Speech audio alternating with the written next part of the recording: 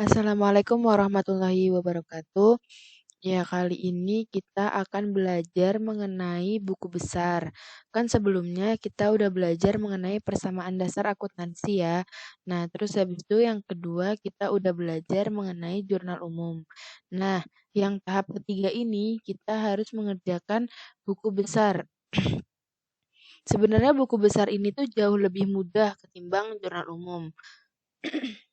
Kalau misal kita udah mengerti persamaan dasar akuntansi, kita juga bisa mengerjakan jurnal umum. Nah, kita pasti juga bisa mengerjakan buku besar. Karena buku besar ini semacam hanya memposting apa yang sudah tercatat di jurnal umum, seperti itu. Nah, di sini Mbak akan bahas buku besar dari tugas kemarin. Nah, tugas pekan lalu itu kan disuruh bikin persamaan dasar akuntansi dan jurnal umum ya.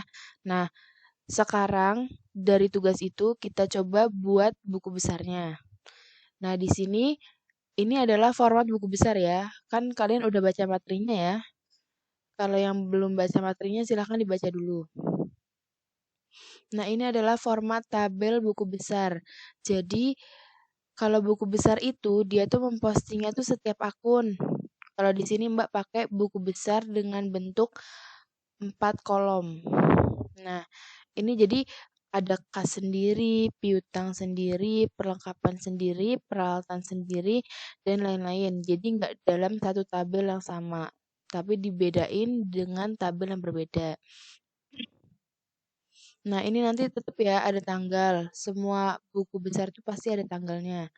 Ada uraian, ref, debit, kredit, dan saldo. Ya kan di materi udah dijelaskan ya keuntungan dari akuntansi buku besar 4 kolom itu adalah tercantumnya saldo. Jadi setiap kita membuat transaksi kita udah tahu langsung oh saldonya sekian, oh saldonya sekian seperti itu.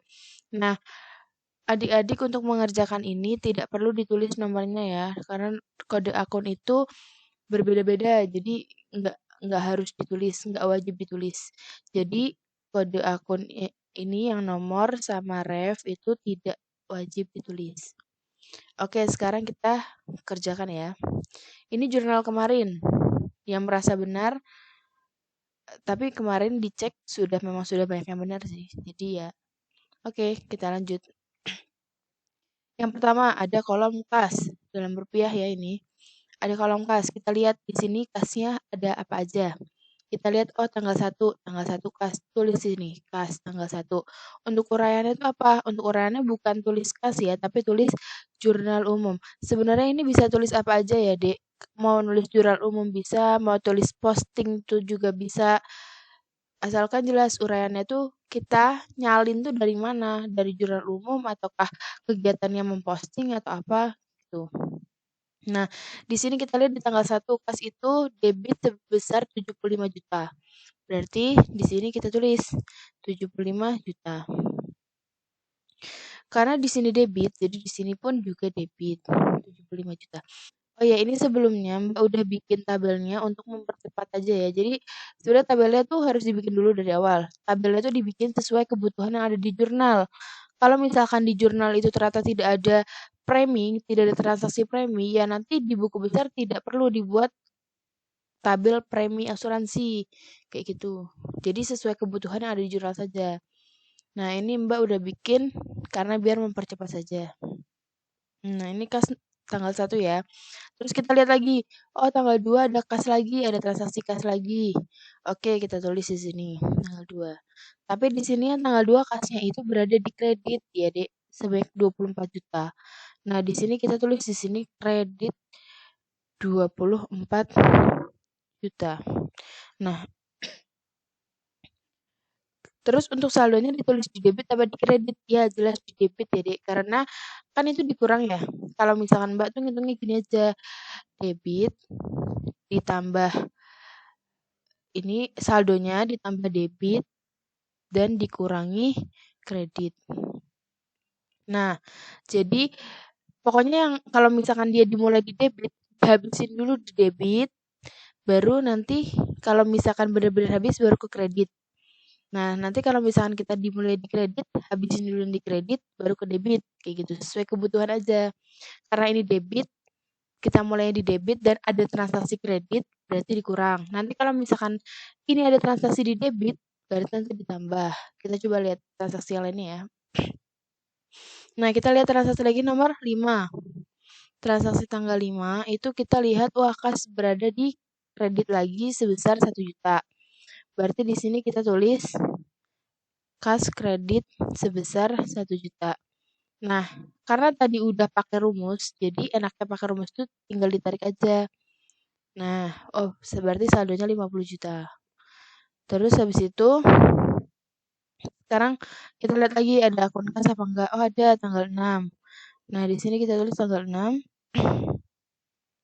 Di sini tanggal 6 itu kredit sebesar 10 juta. Berarti kredit lagi ya masuknya. Di sini kita tulis lagi kredit lagi sebesar 10 juta. Nah, ini nanti kita tarik lagi. Ya, tuh dari 50 juta berarti sisa 40 juta. Terus habis itu kita lagi, oh tanggal 10 nih, tanggal 10 kasnya itu debit. Ya, tanggal 10 kas debit sebesar 2 juta. Berarti di sini kita tulis debit sebesar 2 juta. Nah, ini kan debit ya sama debit berarti ditambah ya. Karena udah pakai rumus, ditarik aja. Nah, bertambah kan jadi 42 juta. Nah, kita lihat lagi, ada kas lagi apa enggak? Oh, ternyata ada tanggal 13. Jadi kas ini tuh kalau untuk buku besar, transaksi kas itu transaksi paling banyak yang ada di tabel. Ya, lanjut ya. Tanggal 13, oh ada kas lagi. Kasnya berada di mana? Berada di kredit. Oh ya, berarti ditulis di kredit sebesar 550.000. Nah, di sini tinggal ditarik lagi. Oke, tanggal 13. Terus habis itu tanggal 15 ada kas lagi. Nah, ternyata di tanggal 15 ini kasnya berada di debit. Nah, berarti kita tambah di debit sebesar 7 juta. Berarti di sini kita tulis ya 7 juta. Nah, ini nanti kita tinggal turunin lagi. Ya, jadi saldonya sekarang bertambah ya 48.450.000. Selanjutnya ada lagi di tanggal 18. Ada lagi di tanggal 18. Nah, ada lagi di tanggal 18 sebesar 2 juta di kredit. Nah, tinggal dimasukin aja. Oh, sebesar 2 juta di kredit. Sebesar 2 juta di kredit. Terus nanti ini tinggal ditarik. Kan otomatis berkurang ya. Ya, jadi 46. Oke, lanjut. Tanggal 18 udah. Sekarang, oh tanggal 20 ada lagi. Tulis, tanggal 20 ada lagi. Sebesar berapa? Tanggal 20 ternyata ada transaksi kas lagi yang berada di kredit sebesar 1.500.000. Berarti kita tulis di kolom kredit sebanyak 1.500.000. Nah, ini kita turunin lagi. Nah, ini saldonya. Terus tanggal 22 ada lagi debit di debit sebesar 10 juta. Nah, ini tinggal kita turunin lagi otomatis bertambah ya 54. Nah, selanjutnya ada kas lagi di transaksi tanggal 25. Nah, di sini kita tulis tanggal 25 kas di debit sebesar 1 juta. Kas di debit sebesar 1 juta. Di debit berarti ini bertambah. Nah, 55. Terus habis itu tanggal 25, tanggal 26. Tanggal 26 kita ada transaksi kas lagi, tapi kasnya berada di kredit. Nah, kita taruh di kredit sebesar 450.000. Nah, ini kita turunin. Oke, kita lihat lagi habis tanggal 26 itu tanggal 30 itu ada kas lagi. Nah, tanggal 30 itu ada kas lagi sebesar ada kas lagi yang berada di debit sebesar 5.500.000. Nah, di sini kita tulis 5.500.000. Nah, ini kita turunin. Sebenarnya kalau misalkan kalian nggak mau pakai rumus dan ngitung manual itu nggak apa-apa. Cuma ketika kalian pakai rumus itu tuh meminimalisir kesalahan dalam perhitungan. Jadi kan udah pakai rumus tuh tinggal diturunin, itu udah auto bener gitu perhitungannya. Kalau pakai kalkulator kan takutnya ada digit yang salah atau gimana gitu. Nah, udah ya, ini saldo semua berarti masih berada di debit. Kalau misalkan saldonya ternyata berada di saldo kas, kalau misalkan saldo kas ini berada di kredit, berarti keuangannya itu defisit. Nah, berarti rugi. Seperti itu. Nah, kalau misalkan pakai ini langsung kelihatan ya kalau misalkan oh berarti kas ini ada saldo sebesar 61 juta. Ini saldonya.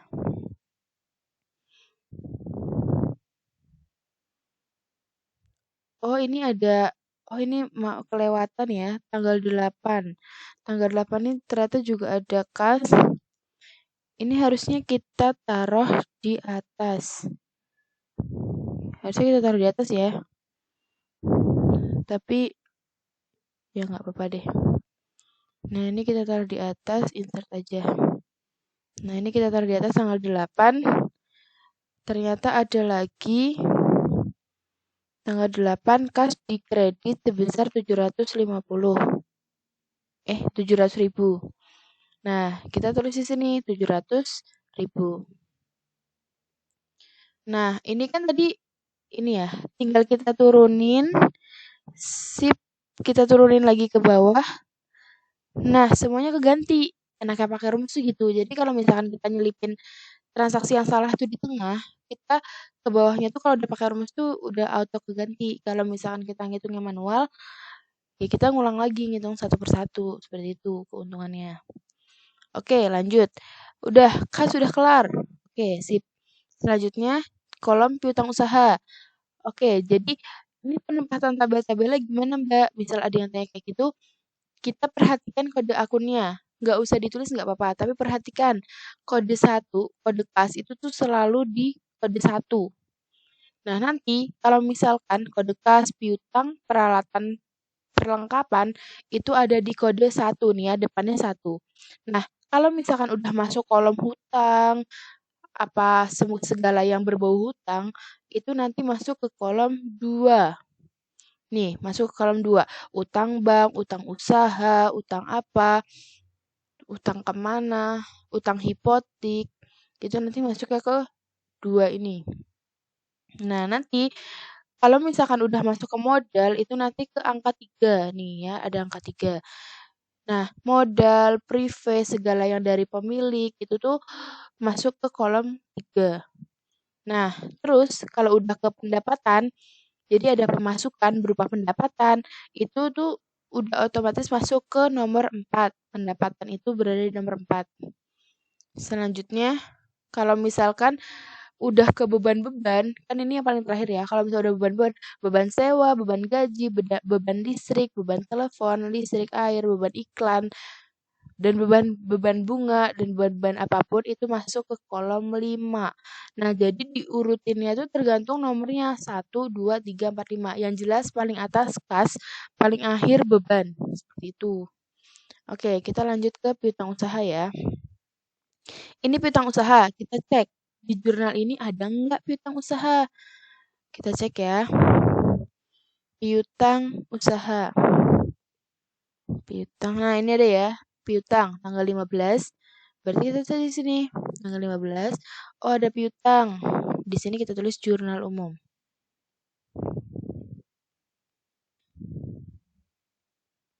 Nah, di sini ada piutang sebesar 5.500.000 di debit. Berarti di sini kita tulis debit 5.500.000. Nah, kalau di sini debit otomatis di saldo juga tertera di debit sebesar 5.500.000. Nah, terus kita cari lagi, ada nggak piutang lagi? Kita cari ke bawah di jurnal. Nah, ternyata ada di transaksi tanggal 30. Nah, tanggal 30 kita tulis Tapi kalau yang di tanggal 30 ini, piutang ada di sisi kredit. Nah, berarti kita saja di sisi kredit. Rp 5.500.000 ya.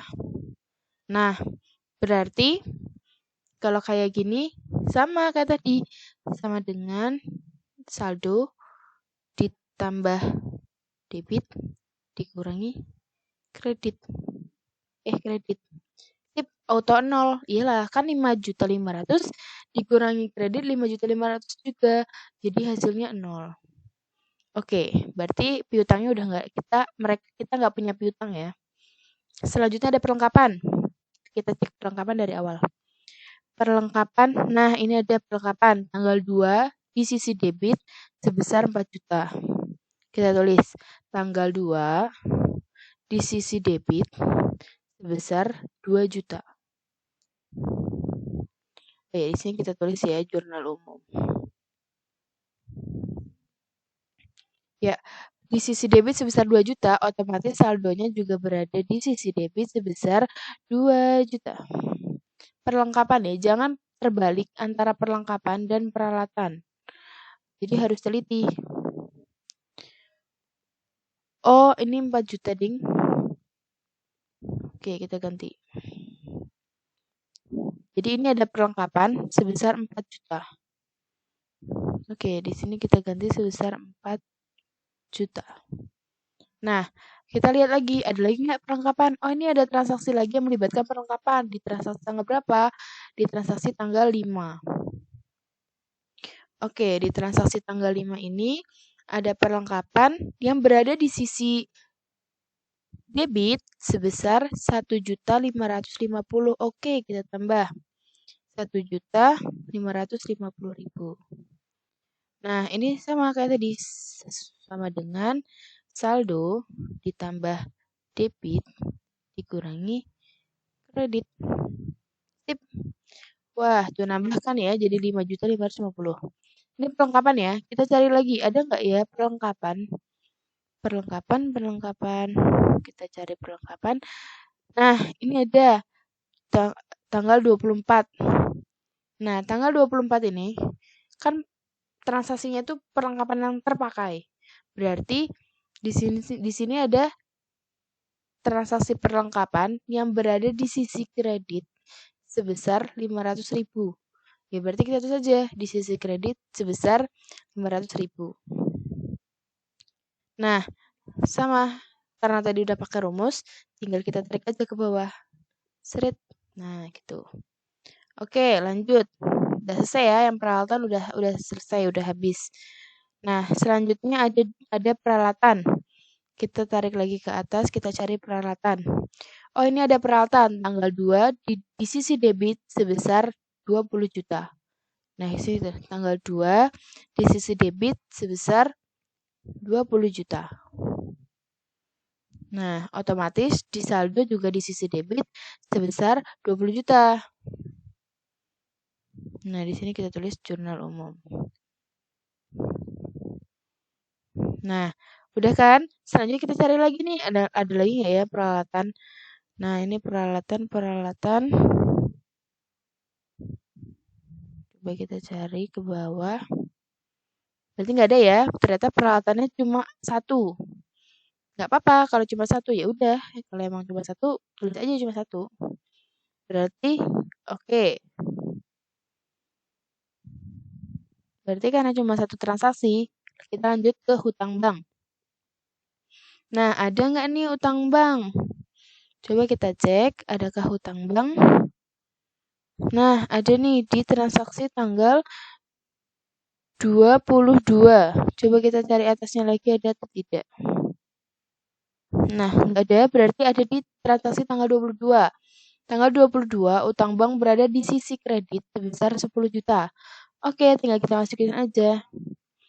Tanggal 22, utang bank berada di, kita tulis jurnal umum. Oke, gitu saja. Utang bank berada di sisi kredit sebesar 10 juta. Oke, kita tulis 10 juta.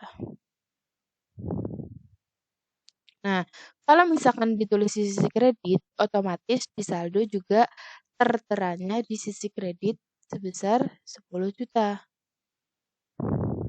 Nah, selanjutnya habis utang bank, nggak ada lagi kan? Nah, karena tidak ada lagi, kita ke utang usaha.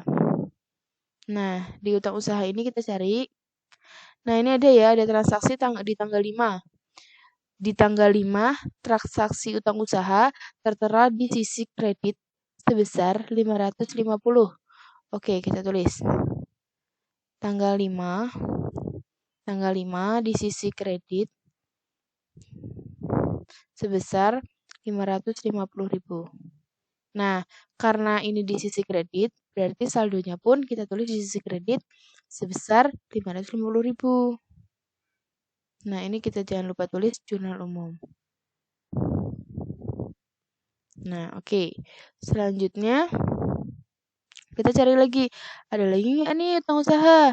Ternyata ada transaksi utang usaha di tanggal 13 itu sebesar 550.000 di sisi debit. Di sisi debit. Tadi tanggal berapa? Tanggal 22, tanggal 13. Tanggal 13. Nah, tanggal 13 di sisi debit sebesar 550.000. Nah, oke. Nah, kalau misalkan mau pakai rumus yang di kredit sama dengan klik saldonya ditambah apa? Ini kan kredit, berarti ditambahnya kredit juga dikurangi debit lawannya. Wah, 0. Ya, berarti kita udah nggak punya utang usaha ya. Di sini ketahuan, oh berarti kita udah nggak punya utang usaha nih. Kayak gitu. Nah, terus habis itu, ya selanjutnya kita langsung ke modal. Modal itu ada di pertama ya nih, ada di tanggal 1. Tanggal 1, modal. Di sini kita tulis jurnal umum. Modal ada tertera di sisi kredit sebesar 75 juta. Oke, kita tulis di sini 75 juta. Nah, sama kayak tadi, saldo juga ditulis di sisi kredit sebesar 75 juta. Oke, lanjut ya, mempercepat. Ada prepay. Prepay itu setiap bulan pasti transaksinya itu biasanya cuma 1, 2. Sekarang prepay itu sering-sering. Nanti bangkrut perusahaan ya kalau sering-sering prepay. Nah, ini ada prepay di tanggal 26 ya. Ini tuh jurnalnya atas sama bawah sama ya. Cuma mempermudah aja biar lihat jurnalnya. Nah, ini kita lihat tanggal 26 itu ada prepay sebesar 450.000 ada di sisi debit. Kita tulis prepay-nya tanggal 26 di sisi debit sebesar 450. Ini udah ditulis aja 450.000. Nah, di saldo pun juga kita tulis aja sebesar 450.000. Nah, jangan lupa di uraian kita tulis jurnal umum. Oke, lanjut ke pendapatan jasa. Nah, ini kita lihat baik-baik. Kita ada transaksi pendapatan jasa tuh tanggal berapa aja. Oh, ternyata ini ada di transaksi tanggal 10. Kita tulis tanggal 10 ada transaksi pendapatan jasa. Di sini kita tulis dulu jurnal umum. Oke, nah di sini ada transaksi pendapatan jasa yang tertera di sisi kredit sebesar 2 juta. Oke, kita taruh aja di sini 2 juta. Nah, nanti di saldonya juga tertera di kredit sebesar 2 juta. Sip. Oke, selanjutnya. Oh, ada lagi. Di tanggal 15. Juga tertera di sisi kredit sebesar 12.500. Tanggal 15. Di sisi kredit sebesar 12.500. Oke, kita tulis 12.500.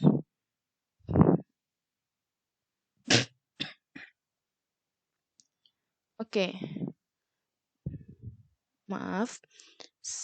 Nah, di sini kita masukkan rumus aja. Saldonya dipencet, dikurangi sesama kredit, ditambah debit lawannya. Sip. Oh, salah. kita ulangi lagi. Dipencet saldonya, ditambah sesama kredit, dikurangi saldonya, dikurangi lawannya, debit. Nah, sip. Udah ya, di sini 14.500.000. Oke. Kita lihat lagi pendapatan jasa. Ada lagi nggak ya pendapatan jasa? Tanggal 10 udah, tanggal 15 udah. Nah, ini ada lagi di tanggal 25. Kita lagi di tanggal 25, ada pendapatan jasa yang tertera di sisi kredit sebesar 1 juta. Oke. Di sisi kredit lagi ya. Memang pendapatan jasa ini masih tertera di sisi kredit sebesar 1 juta. Nah, udah tinggal kita turunin aja ke bawah. Jadi 15.500.000. Oke, selanjutnya tanggal 25 udah. Kita cari lagi ke bawah apakah ada pendapatan jasa. Ya, ternyata udah nggak ada ya, Dek. Tanggal 15 udah, 10 udah. Kita pastikan dulu tidak ada lagi transaksi pendapatan jasa. Karena pendapatan jasa ini termasuk transaksi yang lumayan banyak. Jadi, jangan sampai kelewatan. Seperti itu. Oke, kalau nggak ada langsung aja ke beban sewa. Nah, di sini kita beban sewanya beban sewa apa sih? Nah, kan kemarin transaksinya kita sewa gedung ya. Jadi di sini kita punya beban sewa. Nah, ini tanggal 6. Kita tulis transaksi di tanggal 6. Ini kita tulis dulu jurnal umum.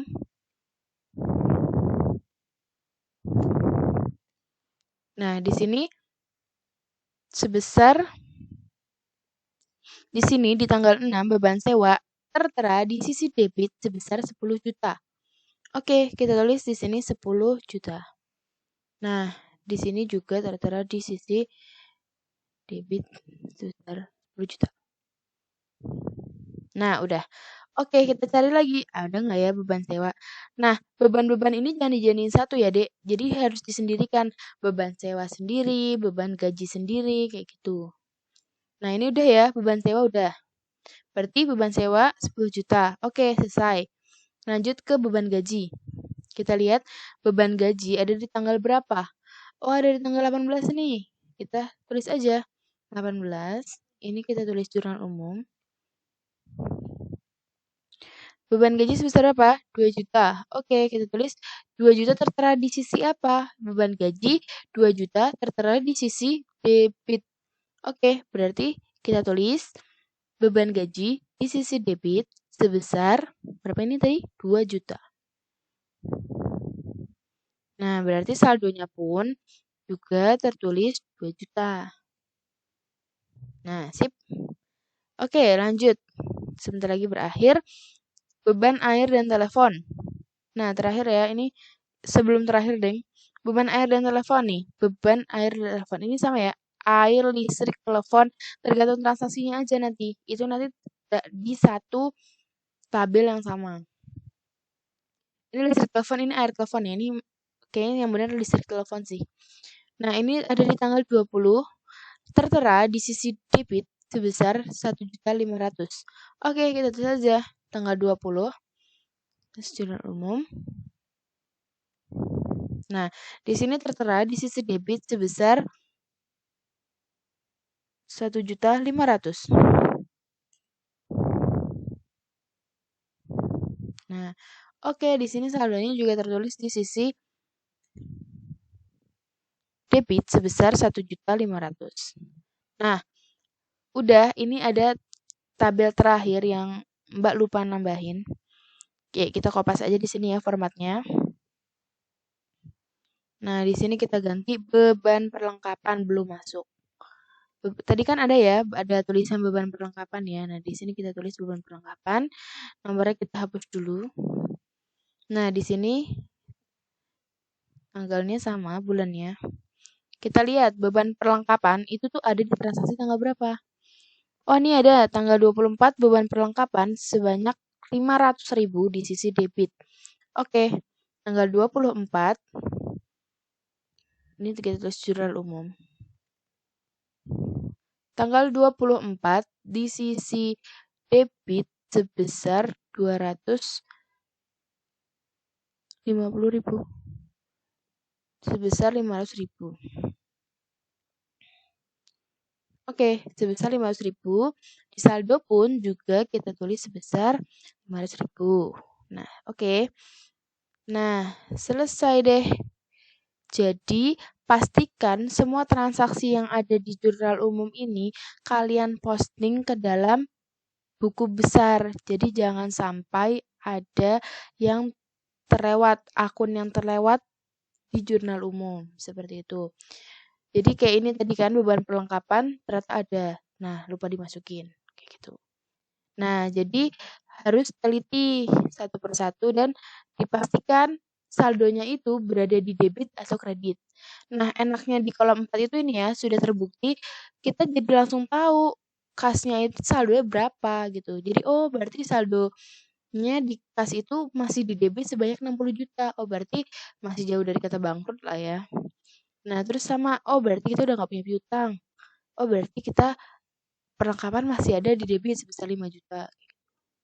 Nah, seperti itu. Kalau misalnya ada yang belum paham, silahkan ditanyakan di grup.